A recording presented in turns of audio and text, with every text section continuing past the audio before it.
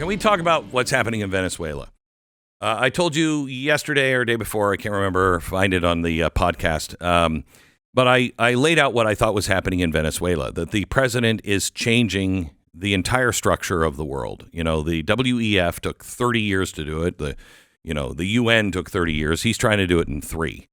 And I've told you for years what they're doing is they've built this framework inside of the framework of the United States and the West, and they have populated it with all of their little droids, all of their, government officials all over the world. And when it's ready, they will collapse the system and it will fall into that safety net, which will be one global order. We know it. We've documented it. It's absolutely true. Say what you want. We have the facts. The president knows that that's not the American way. And so he knows that we're in the same kind of situation, but he is dismantling that safety net and putting together infrastructure inside that I don't think people really understand, that put American sovereignty back in its rightful place. And he is preparing for things like war with China, which we should be doing. I don't want a war with China. That'd be the worst thing that could happen, but we should prepare because they're planning on it as well. So just like we did with Russia, I don't want to war with Russia, but can we have détente? Let's not be sitting ducks. And so that's what's happening in South America. It's more of a target of Russia and mainly China to make sure that China gets the hell out of this hemisphere. And the war on drugs, I think, is just a nice excuse. Yes, we have a problem with drugs, and so we are doing that. But I think this goes much, much deeper than the drug cartel. This is what the president said yesterday in a press conference from the Oval about this. Listen. This is a national security problem. They killed 300,000 people last year. These drugs coming in. They killed 300,000 Americans last year, and that gives you legal authority. We have a national security really, I will say this. When you look at the people we're dealing with, and we know them, we know the people coming in, we know the boats, we know everything else. We're allowed to do it. It's in international waters. If we don't do it, we're going to lose hundreds of thousands of people. Now, they'll be coming in by land a little bit more because they're not coming in by boat anymore. There are no boats in the water. There are no more boats. We know the boat almost immediately. It's pretty unusual when you see somebody with a fishing rod and 5 engines on the back of the boat. You don't need that to go fishing. Wait. Listen. And we will hit them very hard when they come in by land. And they haven't experienced that yet, but now we're totally prepared to do that. What did he just say? We're going to hit them very hard when they come in by land? Mm-hmm. Now, is that just border enforcement, or is he like saying we're going to war in some way? I don't know. How do you interpret that? I just believing and understanding, what he's been up to over the past 9 months. It seems to me that he's saying we're going to make sure they do not come in. Mm-hmm. I don't know. It's got to be some message he's sending to Venezuela specifically. He's sending. Okay, good, because I think this is what he's sending. I think the overwhelming force. Think of Maduro. You're Maduro. Put yourself in Maduro's shoes. You have B-2 bombers flying over your head. You have the United States Navy surrounding your country. Mm-hmm. And you have the president talking about this. How well do you sleep at night?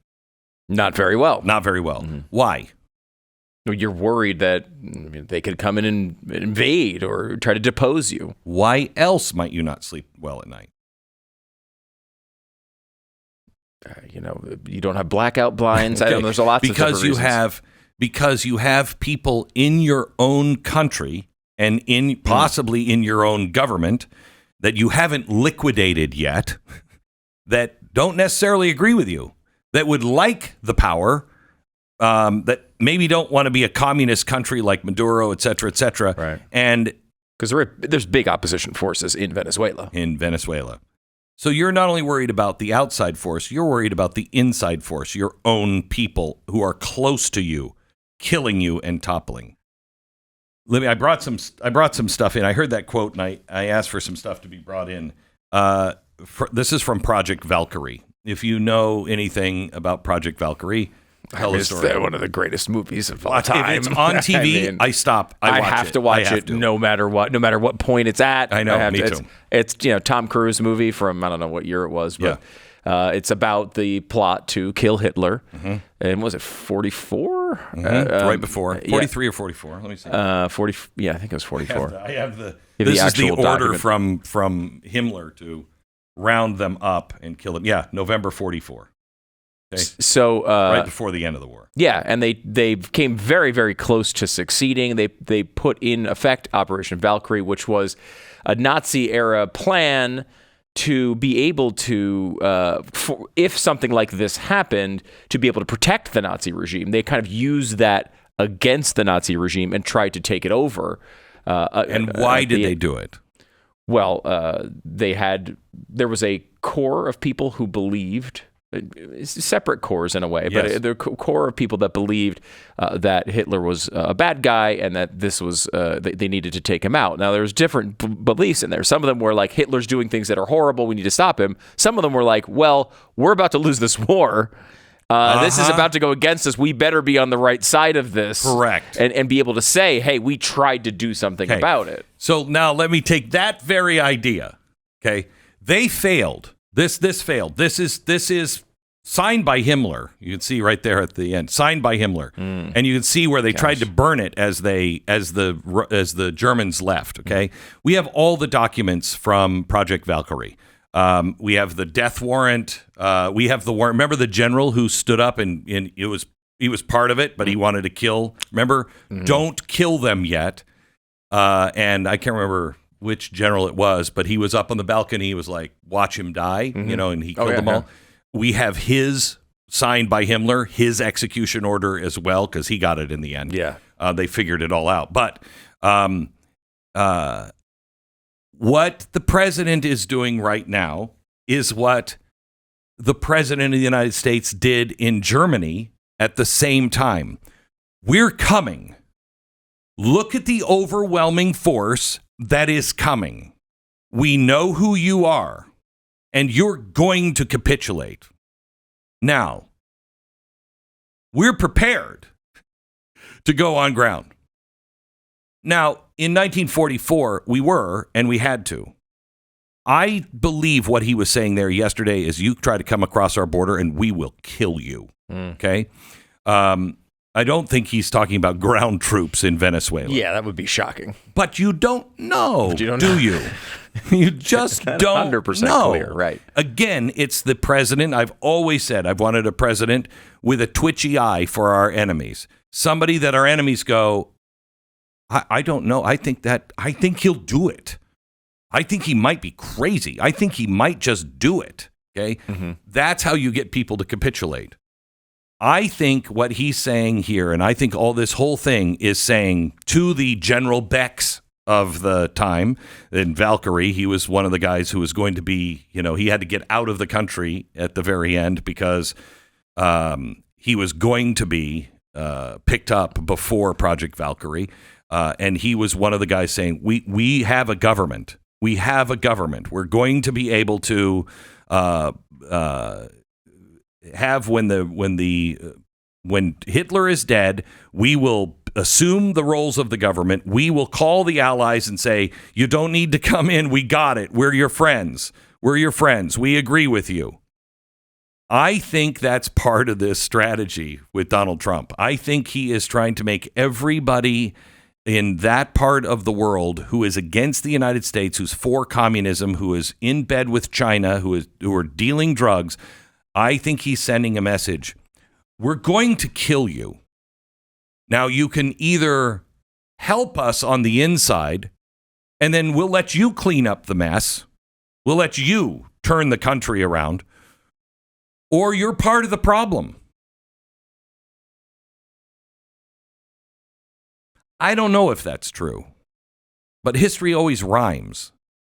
And Donald Trump knows how to project power. He knows how to. I mean, look what he did with, Little Rocket Man. He didn't blow him up, but he kept him in a cage. And he made friends with him and kept him in a cage in this first term. And people would try to put him in a box on this stuff. It's different strategies for each one of these people. I mean, the strategies he used for Little Rocket Man, totally different than what he's done with Maduro. And Maduro, too, you have to go back to the history of his first term, where they outwardly tried to overthrow Maduro. And this is one of the very few things he agreed with Bolton on while he was working there. But I mean, Bolton said that was basically a coup attempt. Mm-hmm. I mean, he's basically admitted that. And we basically said, hey, we are now recognizing the opposition leader. Right. Like we went pretty far down that road already once. This is something he's been focused on for a long time. We cannot have an ally of Iran and China in Venezuela. Just can't. You cannot do it. They have the terrorist camps with Hamas and Hezbollah, which is they send for final training. They send them to Iran. They train them on this island right off the coast of Venezuela. They send them back for final training in Iran. That cannot stand. Not off the coast of America. Most importantly, can I tell my wife that I need to watch Valkyrie again for work? Yes. Okay. Yes, I might have to do it as well. I might have to do it as well. We have to. We have her studying this. I have to show you. I don't know if you've ever seen this. This is something else. We keep it with the Project Valkyrie stuff. This is after we went in and we won the war. And, we were looking for all the scientists. But one of the other things we were looking for were all of his doctors. We wanted to know what the hell was wrong with that guy. Yeah, for sure. Okay? So we did an interview of all of his personal doctors. This whole document is fascinating to read. This whole document is all of the interviews with all of Hitler's doctors. What was he taking? What medicines did you give him? What was the diagnosis? Why was he his hand twitching? Look at his face. Why does his face have this line on? I mean, it has everything in it. The only thing, and somebody took it out at some point and probably either kept it or sold it separately. We spend so much time trying to find complete documents, and we usually have to go piece them all together and buy them separately. Some things are sold separately. In this one, somebody kept or sold separately. It hadn't come up for auction yet. We haven't found it. The X-ray that was taken right after Valkyrie. Because remember, he was hit. So, I mean, this. Oh, right. This is the blood. This is Hitler's blood from that Project Valkyrie bombing. And he had to have his brain checked because they thought he had a really bad concussion. And so the only piece that is missing from that is his X-ray of his head from Project Valkyrie. And I can't wait till we find it. Might take us, 15 years to find it, but we'll find it. It's amazing. Hey, this is a news I've never read. There's some history in here that I've never read. Yeah. Just so everyone knows. Okay. Yes. Quote, Hitler did not complain of bladder or rectum weakness. Okay. So now we know. So now we know. There we go. Well, we can check that one off our list.